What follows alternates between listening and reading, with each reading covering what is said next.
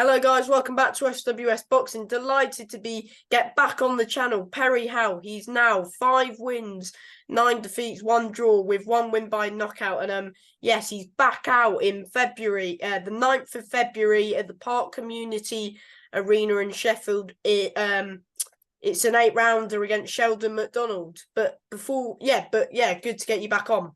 That's it. Good to see you, Sam. Hope you're well, mate. Thank you. Hope you're sorted for Christmas as well. Thanks. So you fought. So I had you on before. You fought Jack Bannister. Talk about that fight. It was. Oh, Jack Bannister. That was a long time ago. Back down in Swindon. Yeah. So Jack Bannister was my first fight back after being married. So I got married and then went down and had a scrap with Jack. Top lad, top show. I think we put a bit of a crowd pleaser on. I come out to a lot of boos. Obviously, I was the away fighter. I was smiling because, obviously, I know what it is. Obviously, there were no malice in it. They were just supporting their lad. And I think me and Jack put on a good 50-50 fight for him and his fans.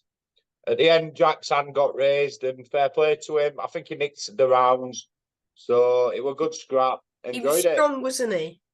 Yeah, he was strong. He was quite elusive with his jab, and he was a good lad. He was a good lad. Then you fought in an 8-rounder in Howe against Sonny Taylor. I did. The referee, my pal Andy, had it all 8 rounds scored to Sonny Taylor. I don't know if you watched the fight, Sam. 8 rounds to Sonny Taylor. What do you think? I mean, I don't know what he was watching. How it's funny how some of the refs just score every single round to like the home fighter when it's a good competitive fight, because it doesn't do the away fighter justice almost. Yeah. Well, no disrespect to Sonny Taylor. He's a nice lad as well. I had the pleasure of sharing the ring with him. It was on my bucket list of one of the ones I wanted to fight. I do believe it was a winnable fight, and I do believe they should have been called for a draw, possibly even nicked it my side. So I would like to rerun that one back, maybe on my own turf, further down the line. But I noticed Sonny had a lot of after the fight where he said he had a bad night, and maybe he did, but I had quite a good night, and I think I had a better night than the scorecards made out. So I'd like to rerun that one on more neutral ground and see how we got on. So when it went to decision, of course, you thought it was close. Did you expect your hand to get raised, or the usual saying, when it's a close fight on the road, you don't always expect to get it? Yeah, well, obviously, me and my corner were quite passionate. I went into the 8th round believing I was up on the points. And I didn't try anything drastic because I believe I were winning. Knowing the home and away politics, I did feel a draw coming. As soon as I heard the score of, I believe it was 80-72, as soon as I heard the 80, I looked at Rob and we knew there and then it was going Sonny's way. So obviously it is what it is. Everyone went home safe. And the funny one that night, I lost my wallet outside the venue in the big rush to get out. And I got it back to me. Someone posted it me back. So that was good. Showed good spirit of Hull. So thank you to the guys who helped me out there. But yeah, all the play with Sonny Taylor. I'd rerun that fight back twice a month. I enjoyed it. And yeah, I do think the scorecards didn't protrude exactly how well I did doing that fight, to be fair. And always topping the bill, as always. Yeah. And that was the start of a very busy November, if I remember right, because I think I've had 3 fights in that November. Yeah, and then you fought Trainee Dubry at the hangar. Yeah, and all I'm going to say about Mr. Dubry, what an animal. So I turns up to the weigh-in, and he got on the scales at 14 stone 4. And I looked at the size of him and I thought, oh my days. I think my trainer thought, oh my days. And we couldn't believe it. He was an absolute beast. And I'm telling you now, he's going to be one to watch for the future, especially if he stays at cruiserweight. Sheldon McDonald would get absolutely trampled on by that lad. Absolutely trampled. They'd walk through him in a round. So, obviously, I managed to get the fight distance with him, but Very, very tough and strong lad. Difficult night's work. Oh, definitely an hard night's work. But I also knew I had another night week after, so I had to get through it, didn't I? Yes, indeed. And then you had it was more of a good scorecard. It shows how good the fight was. I haven't seen it because I don't know if I can watch it anywhere, but it says it was 58-56 to Nick. And I've seen that Nick's been ordered to fight Vidal Riley. Oh, really? Has he? I've not seen that. Yeah, fair play to him. That was another one. All respect to Nick. We both come out with a few war wounds, a few slippers. He was a very nice lad, good gentleman for the sport. And same with that scorecard. I think it was a bit fairer scoring. My team could have probably said a draw as well on that one. I think I won the first 2-3 rounds, and then I went into a bit of a defensive mode on the fifth, the latter rounds. And I think what it is you get used to being on the road, and you kind of don't expect your hand to get waved anyway up in the air. So I kind of thought that I weren't going to be doing as well as I were, and it turns out I think that scorecard was quite accurate. So maybe if I'd have pushed it a bit deeper at latter rounds, I might have nicked the win on that one. So, but when you look at the company I've been keeping, Sam, I've not been fighting idiots, have I, mate? So, and I'm going out there, I'm lasting the rounds with them. I've been enjoying myself. Giving them a good test as well. Giving them a good test. I've been getting a lot of experience. And the fight with Sheldon McDonald, there's been talks about this fight for 2 years. And it's never been the right time because obviously I've had Ricky to fight for the central area. I did that. Ricky knocked Sheldon out. So that how would you rate your 2023? Of course, you've been very active to say the least. I mean, we'll run through your year, even though you haven't got the results. I mean, you've fought in wars. I mean, headlined at least 4 times, I do believe, this year. Yeah. I'm a busy man, and the thing is, this is what I promised out to do for my supporters. Is obviously when I'm back here in Sheffield, I can put shows on. My fans will come and watch me. They'll pay for me to fight whoever. But the fact is, I wanted to give my fans credible fights. And I'm not afraid to take these fights on the road. I'm not afraid of what the scorecards will say or the records. I just want to say I've given this my all. And I don't think there's many fighters doing what I'm doing, Sam. I don't know many fighters that can go on the road, have 6 fights on the road, and then come back to Sheffield and then go and beat Sheldon McDonald up in front of an home crowd. It's pretty good, isn't it, really? Do you know what I mean? So I thank my fans for that mainly. But I also think my fans stick by me because they understand the politics of the sport. They understand how it works with the home and away and stuff. And as soon as you're in the away corner, you feel like you've got a mountain to climb anyway. I'm not scared, me, Sam. I'll just smile at them. I'll just keep laughing. I keep making them. There's lads that are expected to knock me out and they can't get me out of there. There's lads I'm beating, but their hands are getting raised. And I just think, well, it is what it is. So just enjoying it, mate. I'm enjoying it all. Even though you haven't been getting the results, have you enjoyed this year? I've really enjoyed the year. In between the 7 fights I've had, I've managed to get married, move house. I was joking. Do you remember the Spencer Oakman fight? Was that the one I met you at? Oh yeah. Yeah, the Spencer Oakman fight was a funny one because if it was any other time of year, I probably would have dug it out into a dog wall like I did with Dex Spellman and stuff and just stayed on my feet. But obviously, my corner had better intentions. He knows my family life. He threw that towel in. I was a bit frustrated with him. And he said, "You're getting married in a month. We've paid your hog roast. Come on, let's get home." And you know what? I respected because the thing is, you would have just kept going until. Oh yeah, I'd have kept going until the referee stops me or I'm out on my shield. But obviously, the job of my trainer is to watch what's happening. He knew I weren't winning that fight. He knew I was injured, and Rob, bless him, threw the towel in, got us back in car, and we went home and had a Burger King, and we lived to fight another day, didn't we? So Spencer Oakman's another name to watch out for as well. But very talented kid. Even when I watched that video back of our fight, I watched what he does with his angles. And I'll tell you what I'm calling for. He's really tall for the weight, isn't he? Here's what I'm calling for further down the line, and this will be a very interesting fight, would be Spencer Oakman and Trader Berry. I'd find it hard to call that one because I think Trader Berry is naturally the stronger opponent, but I do believe Spencer's a bit cleverer with his movements. So I would like to see how they face off against each other. I'd be intrigued to see how that one goes. It'd be a big clash, that one. Yeah, that'd be a good fight, to be fair. So out of 10, how would you rate your year, like, just out of 10? In boxing terms, for what I've achieved, I'd say 10.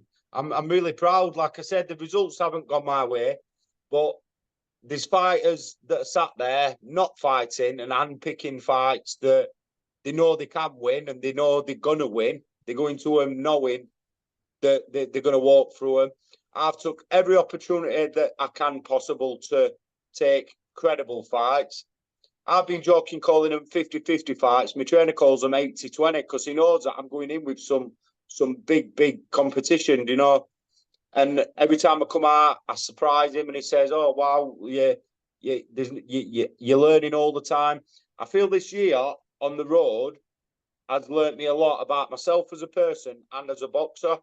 And what I've realised is I'm a lot better than people give me credit for.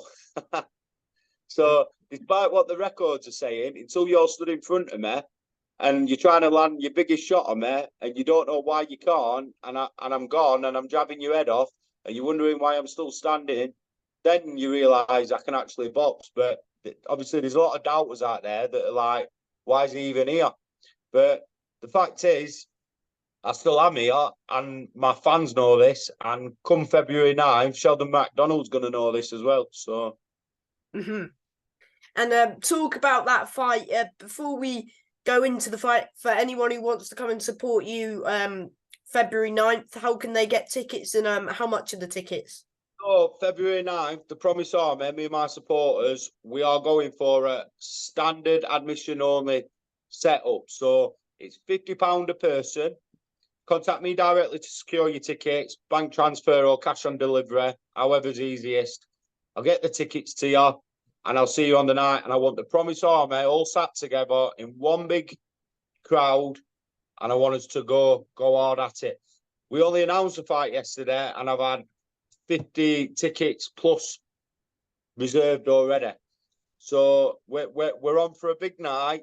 As we know in this game, Sam, bums on seats is what makes it happen. So I'm very grateful to my supporters for this. And I want to start the year off as I mean to go on, and it'd be lovely to kick 2024 off with a big massive win and a big I told you so to the doubters. And you're going to upset Johnny Nelson as well. Oh, I'm going to upset Johnny Nelson. And you know what? Growing up, Johnny Nelson were an inspiration to me. I did a bit of time down at the Winkerbank gym, and I come in when Johnny Nelson were training, and I remember him pulling me out. He probably won't remember this. I was only about 10 years old. And he pulled me out and he wanted to do a bit of moving around with me in the ring. So I had my gloves on, but he only had his wraps on. So he was just moving around with me and he's flicked the jab out and it's caught my eye there and it scratched me. And I had a big scratch down my eye when I was 10 years old. And I went home and I remember my mum going, "Who's done that to your eye?" And I was so proud. I'm going, "Johnny Nelson's done that." But obviously, behind the scenes now as an adult, I've met Johnny a few times at shows. I've done a bit of sparring with Sheldon a few years back. I'll not even report how I think that sparring went because I barely remember it. My trainer has to tell me that you sparred with Sheldon and it were easy. So maybe they were setting me up for this. So I'm not taking that for gospel. But it weren't all that when I sparred with him. And yeah, I've seen his flaws. I've seen his strengths. I'll not proper throw Sheldon under the bus. I don't think he's a bad boxer. I watched that last fight he had. Did he go to Telford or somewhere? I think. Yeah. Yeah, he got put down, didn't he? He got put down and he got back up. But you know what? Fair play is boxing. It were bang on, but there was nothing that I haven't dealt with, nothing I haven't seen before, nothing I don't know how to get out of, and nothing I haven't got to return back for him. So I think I actually match him and beat him in a lot of departments twice over. So obviously he's going to beg to differ. You'll have to get him on and have a talk with you. What I forgot what I was going to say. How do you feel? Like, you apparently, I think this is on Talk Sport. It was saying or something. Yeah, Izzy's done really well with GBM Promotions. He is doing quite well with it, and he's managed to land a contract with Talk Sport. So that's going to be good publicity for us all who are part of the show. It's in Izzy's defence as well. It's an incredible card. He's done really, really well to get that card. I'm quite proud to be part of it. And obviously, it's a good card. I'm up there. We've got two Thomas, titles on. Simba. Stevie Levi v Ebony Jones for the English. Shaquille Thompson's on it. I think Red Johnson, Joe Hayden. Quite a few good names on it. Some absolute credit to the sport people on this card. And I think Izzy's done really well to make it work and get us all on. And obviously to put me and Sheldon on as a Sheffield showdown. Derby. That is going to bring it in. That's going to be as big as the central area I did against Ricky. So if anything, it might be bigger because my supporters have been waiting since April for me to have an home show. They've been asking me and asking me and asking me. And because they love it, they love supporting me. I love the nights. We're going to go out. There's no place like home, and I can't wait to go out there and show the Promise Army what I've been learning the past year. So, what for anyone who's coming to support you or watching on TalkSport, why is this the fight to watch on the night? This is the fight to watch on tonight because there's going to be a lot of people upset because I think a lot of people on Sheldon's side are expecting this to be a tick in the box job for Sheldon. Just to turn up, Perry's going to play the game and Perry's... Yeah, they'll look at your record now and say, even though he had that fight against Ricky, he's been active, almost like gone on the road, and they'll look, he's not that good anymore just because he's been coming up short. But if they plan and watch the fights and see who you've been up against... Yeah. Well, I know the majority of the people I've been in the ring with the past year, Sheldon wouldn't stand 2 rounds with. And that's my opinion. So obviously Sheldon's going to think different. And I'm going to show him that he's the weaker out of all the opponents. I'm going to show him that in front of both his home crowds here in Sheffield. So the fighting talk's begun. But obviously, you know me, I'm a modest man anyway, Sam. I wish him a safe camp. I do like Sheldon out of the ring. But from now till February 9th, he's enemy number 1 to me. That's how this has to be. What? So you said you sparred Sheldon, but you don't remember the spars? What I mean by it is like my trainer says I've sparred with Sheldon before. And it was, to me, it wasn't that great. Like, it was just, I don't remember it as, he absolutely beat me up. It was just, whatever, another Saturday morning. And it was only when my trainer reminded me, you've actually sparred him and you actually tanned him all over. That's what my trainer said to me. So, obviously, I don't even remember it because I just took it as another day at the office. Do you know what I mean? So, you have spars where if you have a tough spar, you remember it. Or when I've had an easy day at the office, it's just another day at the office. Do you know what I mean? So I can't really recall the spar because there was nothing to recall. Does that make sense? Yeah.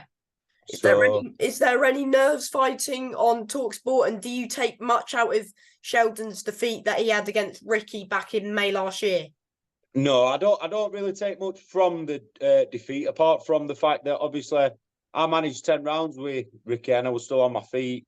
Ricky come at me all guns blazing to try and knock me out. And to be fair, he nearly did in the 3rd. But there's a difference between nearly and clean knocking you out. And Sheldon got clean knocked out.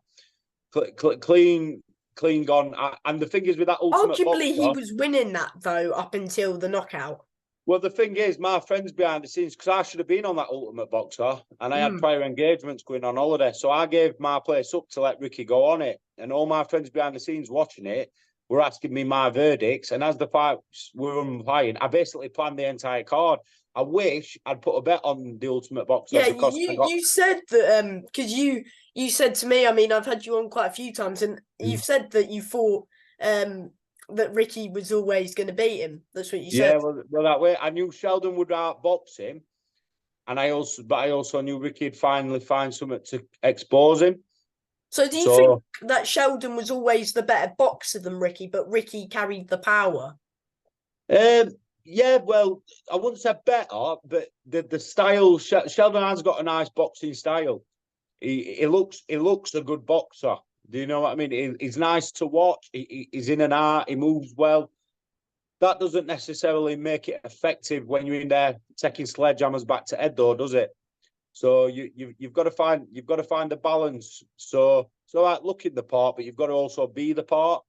And I don't think Sheldon is the part. And he might have Johnny Nelson in his corner backing him up, but Johnny's not fighting the fight for him, is he? Sheldon's got to do it. So come on, Sheldon, let's do it. Of course, this will be sort of made out of like sort of you're both boxers in a way, like you're both slick. People won't necessarily say this fight's ending in a knockout. How do you beat another boxer who's similar style to you in a way?